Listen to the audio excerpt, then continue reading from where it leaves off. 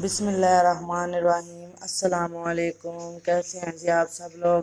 امید کرتی ہوں کہ خیریت سے ہوں گے۔ آج میں حاضر ہوں جی نیو ریسپی کے ساتھ نیو ویڈیو میں، اور آج میں بنانے جا رہی ہوں جی ریشہ دار شامی کباب، جو اتنے مزے کے بنتے ہیں کہ آپ لوگ اس کو ضرور ٹرائی کیجئے گا اور مہمانوں کو سرو کیجئے گا۔ میں نے جی لیا جی چنے کی دال ہے جی، یہ اچھی کوالٹی کی دال میں یوز کر رہی ہوں، یہ ہاف کے جی ہے، جس کو میں نے اس کو میں نے بھگو لیا تھا، آدھا گھنٹہ ہوا ہے اس کو میں نے بھگوئے ہوئے، اور ہاف کے جی میرے پاس چکن ہے، اور یہ سپائسز ہیں: 1 چمچ میرے پاس ریڈ مرچ کا پاؤڈر، ہاف چمچ ہلدی، اور 1 چمچ میرے پاس یہ نمک ہے، اور 1 چمچ زیرہ ہے ثابت، 2 بڑی الائچی، اور یہ ہے جی دار چینی، اور 10 سے 12 عدد لہسن کے جوے ہیں، اور 1 انچ کا ادرک کا ٹکڑا، یہ ہم ثابت ہی لیں گے۔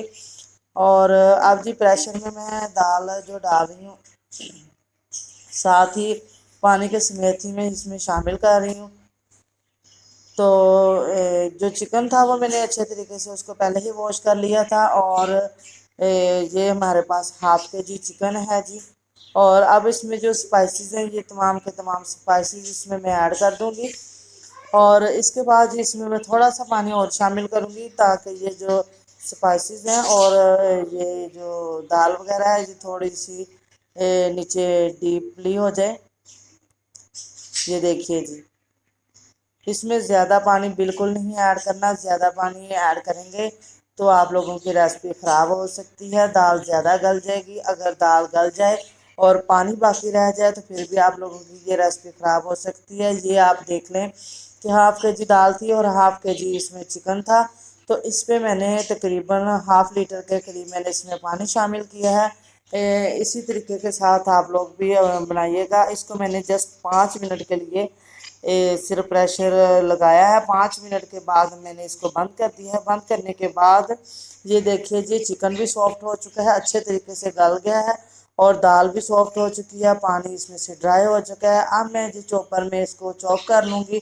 اس میں نے جو چکن کی بوٹیاں تھیں وہ میں نے نکال لی ہیں، اور اب اس میں کچھ تھوڑا سا سبز دھنیا شامل کروں گی، اور تھوڑے سے سپائسز جو تھے وہ اس سٹیج پہ شامل کروں گی۔ اب میں اس میں بوائل آلو ہیں، یہ جی میرے پاس 3 سے 4 عدد بوائل آلو تھے، وہ میں نے شامل کیے ہیں، اور یہ جی میرے پاس ہاف میں نے چمچ چاٹ مسالہ لیا ہے، چوتھائی چمچ میں نے گرم مسالہ لیا ہے پسا ہوا، اور 1 چمچ چلی فلیکس کی میں اس میں شامل کر رہی ہوں۔ بس جی اس میں اتنے ہی سپائسز جائیں گے، تو یہ اتنی مزے کی بنتی ہے، یقین جانیے آپ لوگ ایک بار بنائیں گے تو بار بار اسی کو بنائیں گے۔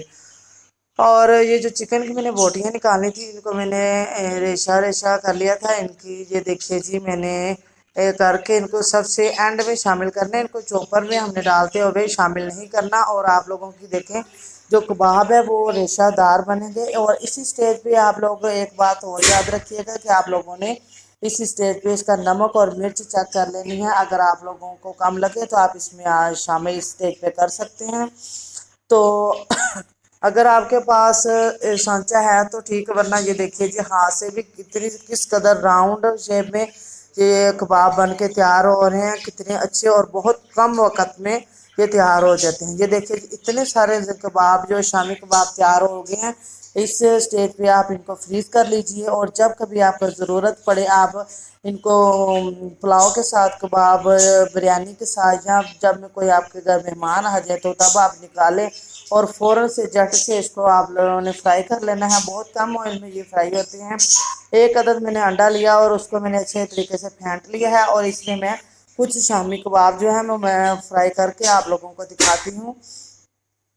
اگر آپ لوگوں کو میری ویڈیو اچھی لگے تو اس کو لائک کیجیے گا، چینل کو سبسکرائب کیجیے گا، اور بیل آئیکن کو پریس کیجیے گا، تاکہ میرے ہر آنے والی نیو ویڈیو آپ لوگوں تک بآسانی پہنچ سکے۔ اور جن بہن بھائیوں نے میرے چینل کو سبسکرائب کیا ہے ان کا تہہ دل سے شکریہ، جزاک اللہ۔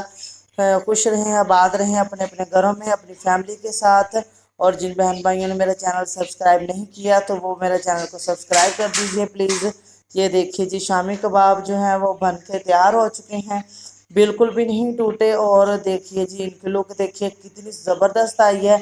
آپ بھی اسی طریقے کے ساتھ ریسپی کو فالو کیجیے گا، مجھے کمنٹ سیکشن میں بتائیے گا کیسے بنے ہیں۔